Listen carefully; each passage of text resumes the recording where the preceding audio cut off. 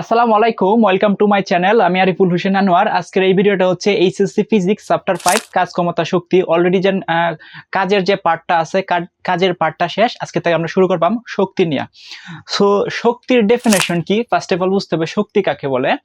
শক্তির ডেফিনেশন বা সংজ্ঞা দিন পরীক্ষার হলে আসে, তাহলে আপনি লিখতে হবে কাজ করার সামর্থ্যই হচ্ছে শক্তি, অর্থাৎ কাজ করার যে সামর্থ্যটা সেটাই হচ্ছে শক্তি।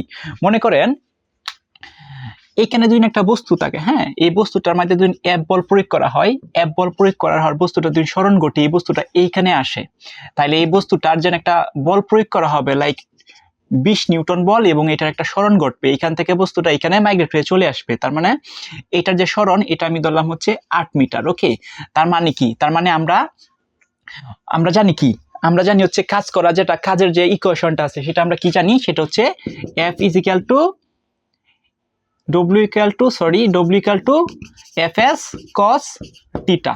Fs কি cos theta। এখন F মানে কি 20 গুণন S মানে কত 8 গুণন cos, যেহেতু এটা হচ্ছে একটা স্ট্রেট অ্যাঙ্গেল যাচ্ছে অর্থাৎ সরল রেখায় বরাবর যেতে হবে কত 1, তার মানে ইন টোটাল সবটা যদি আমি গুণ করি তাহলে হচ্ছে আমার একটা আনসার আসবে এখানে। তোর মানে এইখানে একটা আনসার আসবে। সো আনসারটা কত হবে, 8 দোকানে 16 আর হচ্ছে 0, অর্থাৎ কাজ কি পাইছি আমরা, কাজ পাইছি 160। এখন কোন বস্তুর উপরে বল প্রয়োগ করার পর বস্তুটা স্মরণ ঘটছে, অর্থাৎ এক স্থান থেকে অন্য স্থানে গেছে। এখন এই যে কাজটা সম্পূর্ণ হয়েছে, এই যে ডব্লিউ, এই ডব্লিউ মানে হচ্ছে কত 160, এই শক্তিতে রূপান্তরিত হয়, অর্থাৎ কাজ করার যে সামর্থ্য সেটাকে বলা হয় শক্তি। ওকে, সো এই শক্তিটাই, এই কাজটাই হচ্ছে একটা ওয়ান কাইন্ড অফ হচ্ছে শক্তি। এখন শক্তি কিন্তু হচ্ছে অনেক প্রকার হতে পারে, লট অফ শক্তি হতে পারে। সেটা হতে পারে বিদ্যুৎ শক্তি, সেটা হতে পারে তারতম্য শক্তি, সেটা হতে পারে শব্দ শক্তি, আলোক শক্তি, লট অফ এইখানে হচ্ছে শক্তির ব্যবহার আছে বা শক্তি আসছে।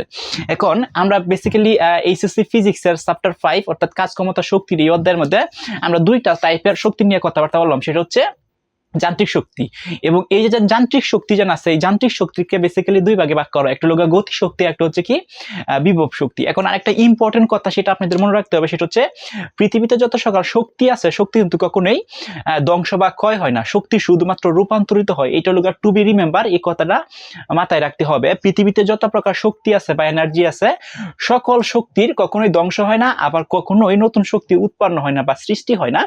শক্তি শুধুমাত্র একটা স্থান থেকে একটা স্থানে রূপান্তর হইতে পারে বা ট্রান্সফর্ম হয়ে এক স্থান থেকে অন্য স্থানে যেতে পারে, বাট শক্তির কখনো ক্ষয় হয় না, শক্তির কখনো উৎপন্ন হয় না।